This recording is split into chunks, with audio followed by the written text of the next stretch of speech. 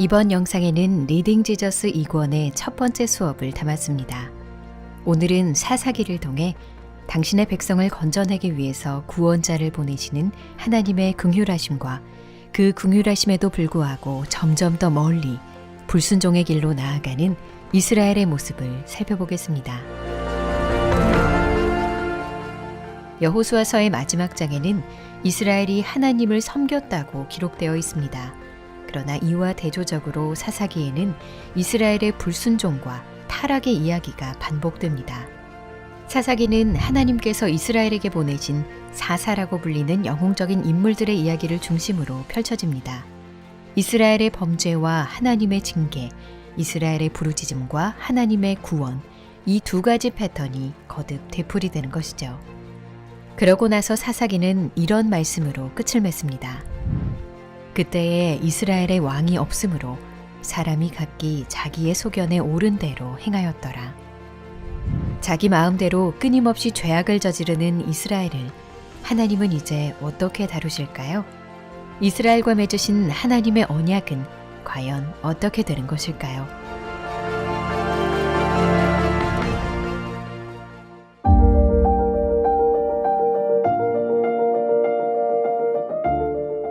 사사기에서 첫 번째로 등장하는 사사는 온니엘입니다. 온니엘은 가나안 정복 영웅인 갈렙의 조카로 여러 면에서 완벽한 사사로 소개됩니다. 메소포타미아 왕 구산 리사다임과 온니엘이 싸움을 벌일 때 여호와의 영이 그에게 임하면서 이스라엘은 승리를 거둡니다. 그 승리로 인해 이스라엘은 40년 동안 평화를 누립니다. 그러나 온니엘이 죽자 이스라엘은 다시 여호와의 목전에 악을 행합니다. 하나님께서 보내신 두 번째 사사는 에훗입니다. 에훗은 여러모로 완벽했던 온니엘과는 달랐습니다. 왼손잡이였던 그는 누구도 예상치 못한 곳에 칼을 숨기고 이스라엘을 착취한 모압 왕 에글론을 암살합니다. 그리고 이스라엘의 승리를 선포하지요. 이스라엘은 다시 80년간의 안식을 얻지만 에훗이 죽자 또 죄악의 길을 걷습니다. 이어서 하솔 왕 야빈과 군대 장관 시스라가 20년간 이스라엘을 압제합니다. 이스라엘이 고통 속에서 부르짖자 하나님께서는 여성 사사 드보라를 세우십니다. 사실 하나님께서는 시스라의 철병거 부대와 맞서 싸울 사람으로 바락을 선택하셨습니다. 하지만 바락은 믿음으로 반응하지 않았지요. 결국 드보라가 바락과 함께 전쟁에 나서고 바락은 시스라의 군대를 물리치게 됩니다. 이 전쟁의 승리는 온전히 하나님의 것이었습니다. 하나님께서는 시스라의 병거가 행군할 때 비를 쏟아부어 골짜기를 늪지대로 만드셨습니다. 또한 병거에서 내려 도망치는 시스라를 이방 여인 야엘의 손에 넘기셔서 치욕스러운 죽음을 맞게 하십니다. 이와 같이 하나님께서는 사사를 통해 이스라엘을 건져주십니다. 그러나 이스라엘은 곧 이전의 모습으로 돌아갑니다. 앞서 설명한 구원과 범죄의 패턴이 반복되는 것이지요.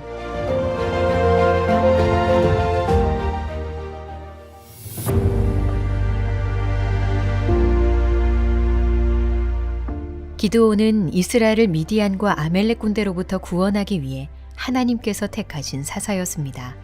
그러나 그의 행동은 대개 사사로서 부족했습니다. 하나님의 부르심에 머뭇거리며 곧바로 순종하지 않았고 하나님께서 수행하실 거룩한 전쟁을 앞두고서 2번이나 표적을 구합니다. 그 자신의 부족한 믿음을 드러낸 것이죠. 그렇지만 하나님께서는 연약한 기드온을 그대로 사용하십니다. 하나님은 전쟁을 앞둔 기드온의 군대를 32,000명에서 300명으로 줄이신 후에 전쟁에서 승리하게 하십니다. 구원은 오직 여호와께 있으며 이스라엘은 스스로 자랑할 것이 전혀 없음을 가르치시기 위해 이런 방법을 택하신 것입니다. 그러나 그 이후 기드온은 자신이 왕이 된 것처럼 행동합니다. 이스라엘 백성들의 칭송에 말로는 여호와께서 너희를 다스리시리라고 하지만 실제로는 왕이 받을 양만큼 탈취물을 요구합니다. 게다가 스스로를 높이려 전리품으로 금 에봇까지 만들지요. 결국 이스라엘 백성과 기드온의 가족은 우상 숭배에 빠지게 됩니다. 하나님 대신 금 에봇을 섬기게 된 것입니다. 심지어 기드온은 자기 아들을 내 아버지는 왕이라는 뜻을 가진 아비멜렉이라고 이름하지요. 기드온과 아비멜렉 이후 이스라엘은 이전에 존재했던 일시적인 안식조차 누리지 못합니다. 그저 끊임없이 내리막길로 치달을 뿐이었습니다. 인간이 스스로를 높여 왕이 되려 할 때 어떤 결과를 얻게 되는지 우리는 기드온의 결말을 통해 미리 알 수 있습니다.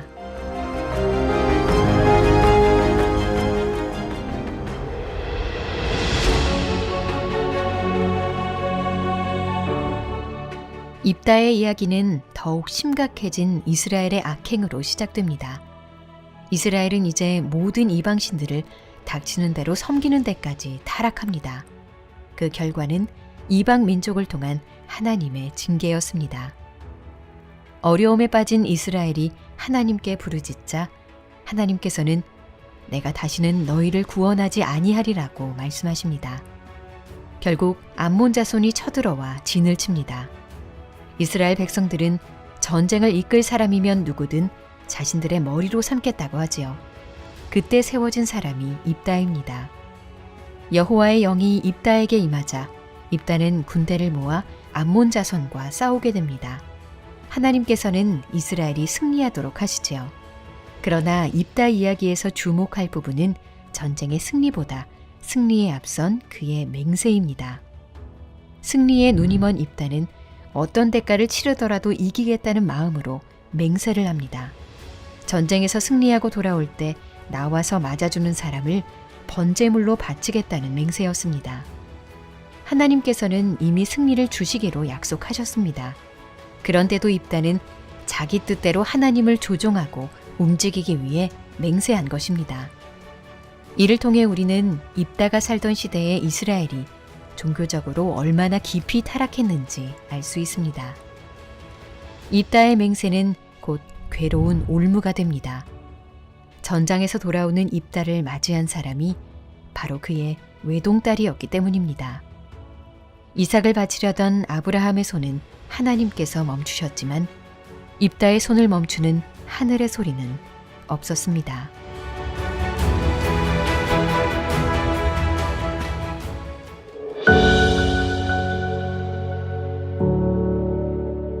이제 사사기에 등장하는 마지막 사사 삼손의 이야기입니다. 삼손의 시대의 이스라엘은 이방 민족에게 억압당하면서도 더 이상 여호와께 부르짖지도 않았습니다. 삼손은 출생 전부터 거룩한 나실인으로 구별된 사람이었습니다. 그러나 제사장 나라로 부름을 받고도 실패한 이스라엘처럼 구별되어 태어났지만 전 생애를 통해 실패한 인물이었습니다. 삼손은 나실인임에도 원하는 대로 먹고 마시며 무분별한 삶을 살았습니다. 무엇보다 이방 여인에게 빠져 자기 힘의 근원을 털어놓아 몰락하고 맙니다. 삼손은 블레셋 사람들에게 잡혀 수치를 당할 때 마지막으로 하나님께 부르짖습니다. 힘을 회복한 그는 이방 신전을 무너뜨리며 블레셋 사람들과 함께 생을 마감합니다. 삼손은 우리가 본받아야 할 모범적인 인물이 아닙니다. 거룩함을 위해 선택되었으나 스스로 타락을 선택했기 때문입니다.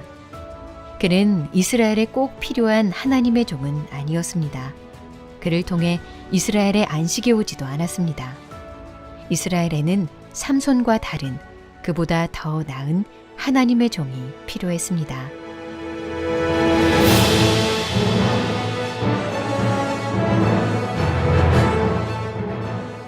사사기는 종교와 도덕은 물론이고 모든 면에서 철저히 타락한 이스라엘을 보여주며 끝납니다. 이런 비참하고 무질서한 상황에 대한 해결책은 무엇일까요? 이스라엘의 왕이 없어 모두가 자기 소견대로 행한다는 마지막 말씀은 그들에게 왕이 필요하다는 사실을 역설합니다. 혼란 가운데 있던 이스라엘은 왕이 있으면 문제가 해결되지 않을까 생각합니다. 그러나 인간 왕을 세워도 그가 안식을 보장할 수는 없습니다. 그 왕은 인간이 세운 왕이 아닌 하나님이 친히 세우신 전혀 다른 왕이어야 할 것입니다. 영원한 안식을 주시며 죽음조차 결박할 수 없는 참된 왕 말입니다.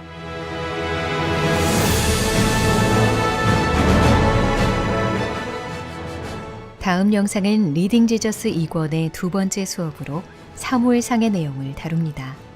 사무엘을 통하여 이스라엘의 왕이 세워지는 과정과 초대 왕인 사울에 대해서 함께 살펴보겠습니다.